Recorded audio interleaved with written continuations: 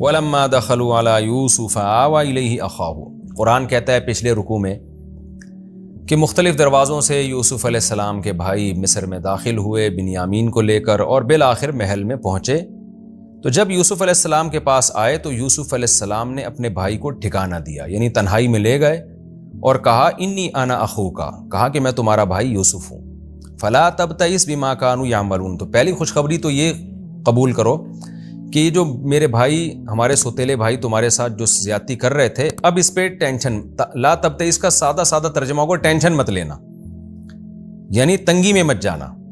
تو اب اس کی تنگی مت لو، یعنی تمہاری آزمائش اب ختم ہو گئی ہے۔ اس سے پتہ چلتا ہے کہ یہ بھائی جو تھے، جیسے یوسف علیہ السلام سے حسد تھا، ان کو اسی طرح بنیامین سے بھی تھا، اور اس کو ٹارچر کرتے رہتے تھے۔ جیسے گھروں میں ہوتا ہے ایک بھائی مصیبت بن چکا ہوتا ہے دوسرے بھائی کے لیے، یا ایک جو ہے نا سارے ہاتھ دھو کے اس کے پیچھے پڑے ہوئے ہوتے ہیں، یہ بھی دن رات گھروں میں ہمیں نظر آ رہا ہوتا ہے، اس کو اتنا ذہنی ٹارچر کر دیتے ہیں۔ تو بتا دیا کہ پہلی بات تو یہ کہ اب تمہیں یہ ٹینشن تم سے ختم ہو گئی، اور پھر ان کے ساتھ مل کے پلان بنایا کہ اب میں تمہیں اپنے محل میں رکھوں گا، اور اگلی مرتبہ میں والد صاحب کو بھی یہاں بلوا لوں گا۔ تو اب دونوں نے مل کے یہ پلان کیا کہ بھائی ویسے تو ہم رکھ نہیں سکتے، یہ بولیں گے آپ کس بیس پہ ہمارے بھائی کو رکھ رہے ہیں۔ تو یعقوب علیہ السلام کے دین میں اس وقت یہ تھا کہ جو کسی کی چوری کرتے ہوئے پکڑا جائے نا، تو جس کی چوری کیا وہ اس کو غلام بنا کے رکھ لیتا تھا، یعنی خادم بنا کے، غلام کا مطلب اس کو خادم بنا کے، اب کہ تم اسی کے ملازم ہو، اسی کی خدمت کرو گے زندگی بھر۔ یہ یعقوب علیہ السلام کے دین میں تھا، لیکن مصر کے قانون میں یہ نہیں تھا۔ مصر کے قانون میں کوئی بھی تعزیر ہوگی، چور کے بارے میں کوئی بھی سزا ہوگی۔ تو اب یوسف علیہ السلام بنیامین کو رکھنے کا بہانہ سوچ رہے تھے کہ میں بنیامین کو اپنے پاس رکھوں کیسے، اللہ کا حکم ہے کہ یعقوب علیہ السلام کو آزمائش میں ڈالنا ہے، تو اب رکھوں کیسے میں۔ تو یہی ترکیب ذہن میں آئی کہ بھائی پیالہ چھپا دیتے ہیں، اس سے وقتی طور پر بدنامی ہوگی، لیکن اس بدنامی کا بعد میں ازالہ ہو جائے گا، لیکن بھائی کو میں کسی طرح یہاں رکھ لوں گا۔ تو پیالہ چھپا دیا اور انہی کی زبان سے نکلوایا کہ بھئی چور کی سزا کیا ہے۔ تو انہوں نے تو اپنا مذہب بیان کیا کہ بھئی ہمارے ہاں تو چور کی سزا یہ ہے کہ جو چوری کرتا ہے اسی کو رکھ لیتے ہیں، تو ہم آپ کو اجازت دیتے ہیں کہ آپ رکھ لو۔ اگر یوسف علیہ السلام یہ ساری تدبیر اختیار نہ کرتے اور ایسے ہی ان پہ چوری ثابت کر کے ان سے پیالہ نکال لیتے، اور پھر بعد میں کہتے کہ بھئی ہم نے بنیامین کو اپنے پاس رکھنا ہے غلام بنا کے، تو یعقوب علیہ السلام کے بھائی یہ کہہ سکتے تھے کہ آپ کس قانون کی بیس پہ رکھ رہے ہیں۔ اس وقت یوسف علیہ السلام اگر کہتے کہ تمہارے ابا کے قانون، تو یعقوب علیہ السلام کے بیٹے کہہ سکتے تھے آپ تو ہمارے ابا کے مذہب کو مانتے ہی نہیں، آپ تو مصر کے قانون کو مانتے ہو، تو مصر کے قانون پہ آپ کیوں ہمارے قانون کو ترجیح دے رہے ہو اس وقت، یعنی وہ بات بنتی نہیں۔ تو اس لیے پوری یوسف علیہ السلام نے یہ تدبیر اختیار کی، اور جو آگے قرآن میں آ رہا ہے فلما جہزہم بجہازہم، جب ان کو ان کے سامان کے ساتھ تیار کیا، جعل السقایۃ فی رحل اخیہ، اپنے بھائی کے کجاوے میں پیالہ ڈال دیا، اور بنیامین سے کہا فی الحال چلے جاؤ، ہم تمہیں کسی طرح نکلوا لیں گے۔ ثم اذن مؤذن، پھر ایک اعلان کرنے والے نے اعلان کیا ایتھا العیر، اے قافلے والو، انکم لسارقون، تم چور ہو۔ یہاں ایک سوال پیدا ہوتا ہے کہ یوسف علیہ السلام کو تو پتا تھا کہ یہ چور نہیں ہے، چوری انہوں نے نہیں کی ہے، تو یا تو قافلے میں جس نے اعلان کیا اس کو پتہ ہی نہیں تھا کہ اصل کہانی کیا ہے، بلکہ اس نے اپنے خیال کے مطابق ان کو کہہ دیا کہ پیالہ گم ہوا ہے، تو یوسف علیہ السلام نے ہو سکتا ہے یہ کہا کہ مجھے خطرہ ہے کہ وہ پیالہ ان میں سے کسی کے پاس ہوگا، تو اس مؤذن نے بڑے کانفیڈنس کے ساتھ کہہ دیا کہ تم چور ہو۔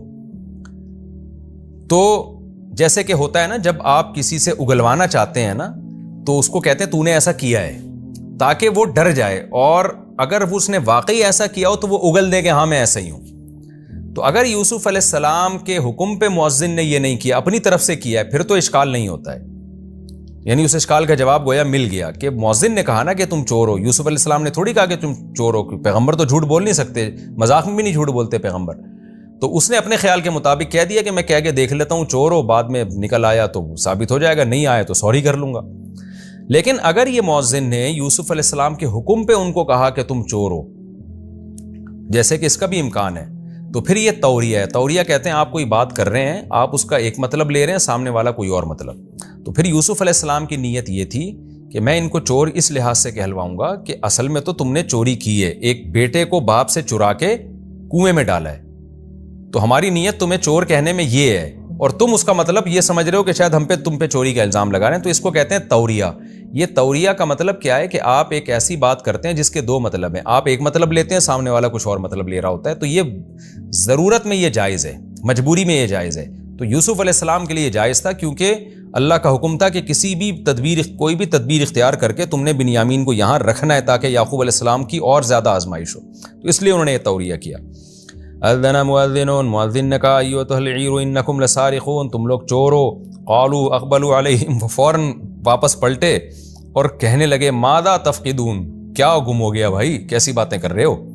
دیکھیں اگر یہ واقعی انہوں نے چوری کی ہوتی نا تو ایک دم ان کی نفس تیز ہو جاتی اور فوراً کہتے کہ بھائی ہم چور وور نہیں ہیں, جھوٹا الزام ہے. جیسے کہ چور پر جب الزام لگے سب سے پہلے کہتے ہیں چور نہیں ہے, تو انہوں نے فوراً بڑے کانفیڈنس سے کہا کہ کیا گم ہو گیا ہے, پہلے یہ تو بتاؤ گم کیا ہوا ہے, پھر اگلی بات کرنا. قالوا نفقد صواع الملک, وہ کہنے لگے ہمیں بادشاہ کا پیالہ گم پا رہے ہیں ہم.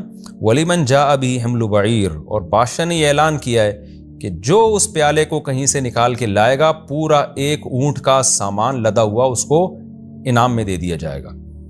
تو گویا اس مؤذن نے, اعلان کرنے والے نے اپنی مجبوری بھی بتا دی کہ بھائی میں تمہیں نہیں چھوڑ سکتا کیونکہ میں اپنا پورا اونٹ لدا ہوا کیسے قربان کر سکتا ہوں, اور وَأَنَا بِهِ زَعِيمٌ, اور میں نے یہ چیلنج قبول بھی کر لیا ہے, تو میں نہیں تمہیں جانے دوں گا, تلاشی دو. وہ کہنے لگے تاللہ لقد علمتم, اللہ کی قسم تم سب کو معلوم ہے, جتنے لوگ وہاں محل میں کھڑے ہوئے تھے جو ان کو یعنی رخصت کرنے کے لیے آئے ہوں گے یا چوری کا اعلان سن کے سارے نکل آئے ہوں گے. جب اعلان ہوتا ہے نا فلاں چور ہے تو پورا محلہ اکٹھا ہو جاتا ہے, تو سب کی طرف متوجہ ہو کے کہنے لگے اللہ کی قسم تم سب جانتے ہو ما جئنا لنفسد فی الارض, ہم یہاں اس لیے نہیں آئے کہ ہم زمین میں یعنی مصر میں فساد کریں. ہم تم سب کو پتہ ہے کیا مطلب, جو فسادی لوگ ہوتے ہیں وہ اس طرح سے تھوڑی آتے ہیں, ان کا ایٹیٹیوڈ اور ان کا طرز عمل یہ ہوتا ہی نہیں ہے. چوروں اور ڈاکوؤں کا تو کسی شہر میں آنے کا انداز الگ ہوتا ہے, بات چیت کا انداز الگ ہوتا ہے, اور پھر رخصت ہونے کا انداز الگ ہوتا ہے. ہم تو صاف پتہ چل رہا ہے ہمارے آنے جانے کے عمل سے کہ ہم زمین میں فساد مچانے والے لوگ نہیں ہیں. وما کننا سارقین, اور ہم چور بھی نہیں ہیں. کیا مطلب, چور الگ قسم کے لوگ ہوتے ہیں, ہم تو گویا پیغمبر کی اولاد ہیں, خاندانی لوگ ہیں. دیکھیں یہاں ایک بات بہت امپورٹنٹ ہے کہ یعقوب علیہ السلام کے بیٹوں سے ایک بہت بڑا جرم ضرور ہوا کہ اپنے باپ کی محبت میں اپنے بھائی کو باپ کی نظروں سے دور کر دیا, یہ سوچ کے کہ باپ کو صبر آ جائے گا اور ہمیں باپ کی محبت مل جائے گی.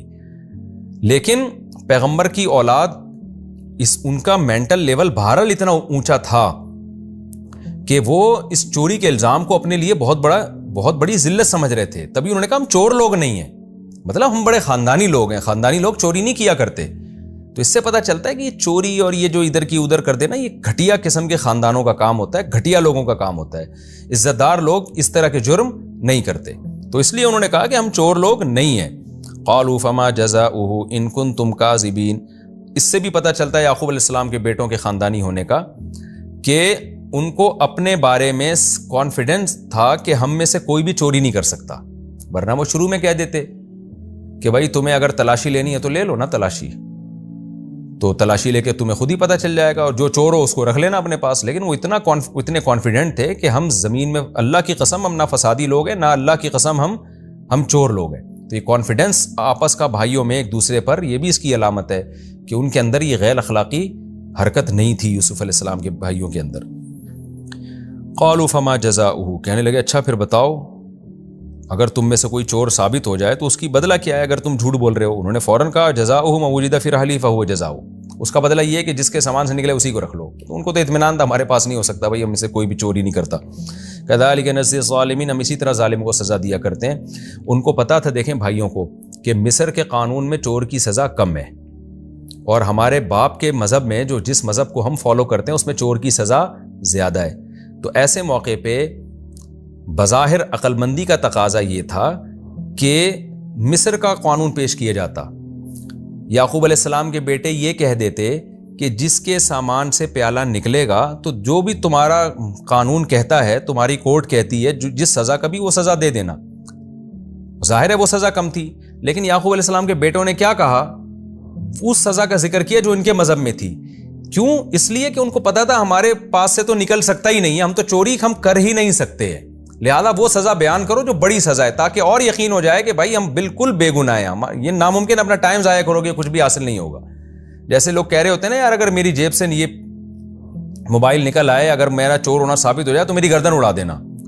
تو یہ مطلب نہیں ہوتا کہ گردن ہی اڑا دینا، مطلب یہ ہوتا ہے کہ نہیں ہوگا میرے پاس. یہ کانفیڈنس ہوتا ہے انسان میں، تو اس طرح کی بات کرتا ہے. تو اتنے کانفیڈنٹ تھے وہ کہ ہم چور نہیں ہو سکتے. قالوا فما جزاؤه ان کنتم کاذبین. یعنی یہ میں اتنی لمبی تقریر یہ سمجھانے کے لیے کر رہا ہوں کہ چوری بہت گھٹیا عادت ہے، بہت ہی غیر خاندانی اور نیچ ہونے کی دلیل ہوتی ہے چوریاں کرنا. اس لیے بچوں کو اس پہ بہت سخت سزا دیا کریں فوری طور پر، تاکہ وہ اس برائی کے کبھی قریب بھی نہ جائیں. قالوا جزاؤه ما وجد في رحله فهو جزاء كذلك نجزي الظالمين فبدأ بأوعيتهم قبل وعاء أخيه. وہ ان لوگوں نے بھی بڑی ہوشیاری سے کام لیا. جو مؤذن تھا نا جس نے اعلان کیا تھا، اس نے کیا کیا؟ بھائیوں سے پہلے شروع کیا. اس سے بھی یہ ظاہر ہوتا ہے کہ یوسف علیہ السلام نے اس کو بتا دیا تھا کہ چور وور نہیں ہے یہ، لیکن تم نے بنیامین کے سامان سے آخر سے نکالنا ہے. تو اس سے پتہ چلتا ہے، اس میں اشارہ ہے کہ اس کو پہلے سے پتا تھا کہ یہ چور نہیں ہے، یہ پوری ملی بھگت سے ایک تدبیر ہو رہی تھی. تو تبھی اس نے باقی بھائیوں کے سامان سے پہلے نکالنا شروع کیا، کیونکہ اگر بنیامین کی طرف پہلے جاتا تو پھر بھائیوں کو شک ہوتا کہ لگتا ہے انہوں نے خود سے ہی رکھا ہے، تو ورنہ ان کو کیسے پتا چل گیا کہ یہیں سے نکلے گا، تو پہلی دفعہ یہاں کیوں آ رہے ہیں؟ تو اس لیے پہلے بھائیوں کی تلاشی شروع کر دی. فَبَدَأَ بِأَوْعِيَتِهِمْ قَبْلَ وِعَاءِ أَخِيهِ. یوسف کے بھائی سے پہلے دیگر بھائیوں کے سامان کو چیک کرنا شروع کیا. ثُمَّ اسْتَخْرَجَهَا مِنْ وِعَاءِ أَخِيهِ. پھر یوسف کے بھائی کے بیگ سے نکال لیا. كَذَلِكَ كِدْنَا لِيُوسُف. اللہ کہتے ہیں یہ پوری تدبیر جو ہے نا، پیالہ رکھنا اور اس طرح سے مؤذن کا اعلان کرنا اور پھر انہی سے سزا اگلوانا کہ یہ سزا ہونی چاہیے اور پھر یہاں سے شروع کروانا، یہ ساری تدبیر ہم نے یوسف کو سکھائی تھی. یعنی ہم نے ان کو وحی کی تھی یا ان کے دل میں ڈالی تھی. ما کان لیأخذ اخاہ. یہ ممکن ہی نہیں تھا کہ یوسف اپنے بھائی کو رکھ لیتے چوری کا الزام لگا کے یا کسی بھی طریقے سے. فی دین الملک، مصر کے قانون میں، مصر کا قانون اس کی اجازت نہیں دیتا تھا. الا ان یشاء اللہ، اللہ یہ کہ اللہ ہی چاہے، جیسے کہ اللہ نے چاہا ایک تدبیر سکھا دی، ورنہ مصر کے لاء کے مطابق وہ نہیں رکھ سکتے تھے. نرفع درجات من نشاء. ہم جس کے چاہتے ہیں درجوں کو بڑھا دیتے ہیں. تو اس طرح اللہ نے یوسف کے درجوں کو اور زیادہ بڑھا دیا کہ ان کو ایک تدبیر سکھا دی تاکہ اللہ کے حکم پر عمل ہو جائے، ورنہ یوسف علیہ السلام کے لیے اللہ کے حکم پر عمل کرنا بڑا مشکل ہو جاتا. وَفَوْقَ كُلِّ ذِي عِلْم. اور ہر علم والے کے اوپر علیم ایک اور علیم ہے. یوسف علیہ السلام بھی علم والے تھے، لیکن ان کے اوپر ایک اور ذات ہے جو اللہ ہے، جس کا علم سب سے زیادہ. اسی نے یوسف علیہ السلام کو یہ طریقہ سکھایا.